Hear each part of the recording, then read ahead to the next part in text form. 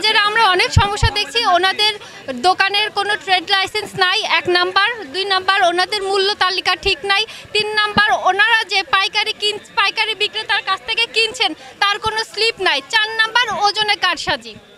এই সমস্ত সমস্যা আমরা এখানে এসে দেখছি। আমাদের যে স্টুডেন্ট টিম আছে গত 5 দিন থেকে 6 দিন ধরে ওনারা এখানে আসছেন, বলে যাচ্ছেন এই সমস্ত অসঙ্গতির কথা। কিন্তু আমরা তো 5 দিন স্যারকে পাই নাই।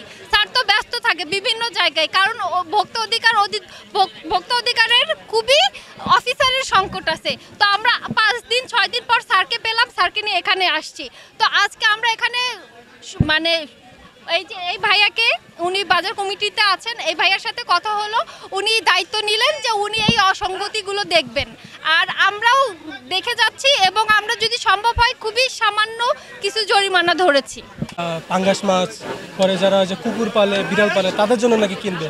কিন্তু এটা কতটুকু যাচাই, মানে সত্যটা যাচাই, এটা তো আমরা বলতে পারি না। এটা হচ্ছিল আমাদের কমিটি ভাই দেখবে, যে উনি যখন আমাদের বসে যখনই দেবে। আরেকটা অ্যাড করি, অনেক দোকানদার বলতেছে যে তারা মুরগি কিনছে হচ্ছিল 155 টাকা ব্রয়লার দর। তো আমরা যখন বলছি যে 150 টাকা করে বেচতে হবে, তখন ওরা দোকান বন্ধ করে দিচ্ছে। আমরা ব্যবসা, মানে ওরা বলছে আমরা ব্যবসা করবো না। এখন যখন আমরা বললাম যে তোমরা কেন করবো না, বলছে যে আমরা লসে বেচতে চাই না। তো আমরা বলতেছি রিসিট দেখাও। ওরা যা রিসিট দেখাইতেছে, পাশের দোকানে যে রিসিট, মানে কম দামে 140 টাকা 45 টাকা দরে কিনতেছে, সেম টু সেম রিসিট ওরা 150 টাকা। তার মানে কি এখানে ওরা দামে কারসাজি করতেছে।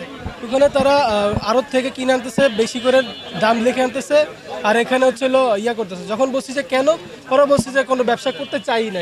এখন সব দোকান বন্ধ করে ওরা হচ্ছিল বাইরে, এখন হচ্ছিল চলে আসছে। এখন এটা নিয়ে আমাদের ভাইকে আমি একটু বলবো যে এটা নিয়ে একটু তদন্ত করতে, যে আমাদের এই বাটপারিটা এটা একটু কমানো যায়। বাজারে আমি সহকারী ম্যানেজার পদে আছি। আমাদের এই বাজারে আমাদের মালিক পক্ষ থেকে বলা আছে যে প্রত্যেকটা দোকানের ট্রেড লাইসেন্স ব্যাপারে যেই দিন তারিখ ট্রেড লাইসেন্সের জুন টু জুন সবাইকে বলা আছে। ডান পাশে দোকান আছে, জিজ্ঞাসা করে দেখেন যে আমি ট্রেড লাইসেন্সের কথা বলছি নাকি। প্রত্যেকটা দোকান আমরা তকরুদি করি ট্রেড লাইসেন্সের ব্যাপারে। আর খাদ্য তালিকা সকালবেলা প্রত্যেকটা দোকানে আইসে আমি মূল্য তালিকাটার জন্য আগে তারিখটা বসে কোনটা কোন রেট কিনা দেখানোর জন্য আমি বলি।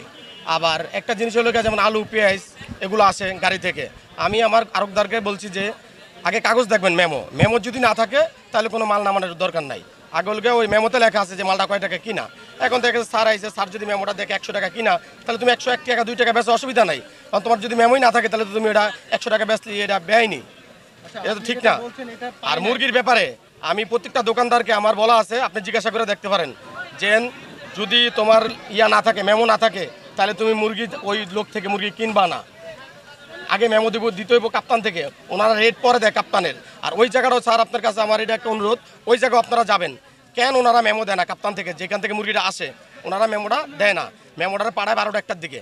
এর জন্য আমি আমার দোকানদারে বলছি না মুরগি আনবা না, কারণ দোকান ফাঁকা থাকুক, আগে মেমো তারপরে মাল কিনছো মেমো করে নিয়ে আসবা। 150 টাকা কিনছে 160 টাকা বেচবা, স্যার 160 টাকা বেশি না। ওখানে মূল্য তালিকা সব দোকানে লাগানো আছে। আপনি যদি একটা মানুষ আপনি জিজ্ঞাসা করে দেখেন, একটা মানুষ জিজ্ঞাসা করে দেখেন যে কেউ কোনো মানুষ কিনছিনি 70 টাকা কিংবা 60 টাকা রেট, কেউ 200 টাকা দিয়ে কিনছিনি ব্রয়লার, এরকম আছে কেউ? জিজ্ঞাসা করে দেখতে পারেন আসেনি। এখন আমার পরিকল্পনা হলো গিয়া, আমার প্রত্যেকটা দোকানদারকে বলা আছে, আপনারা কালকে থেকে যদি আপনার আইসা যদি কোনো দোকানে যদি মেমো না পান, তাহলে ওই দোকানের জরিমানা তো করবেন। আর আমার মালিক পক্ষ থেকে নির্দেশ আছে 1 বার 2 বার, তারপরে ওই দোকানদারকে, এটা তো মালিকানা মার্কেট, ওই দোকানদার যেহেতু দোকানদার কথা শোনে না, তাকে বাদ দিয়ে নতুন দোকানদার যে কথা শুনবো তাকে বসাই দেয়।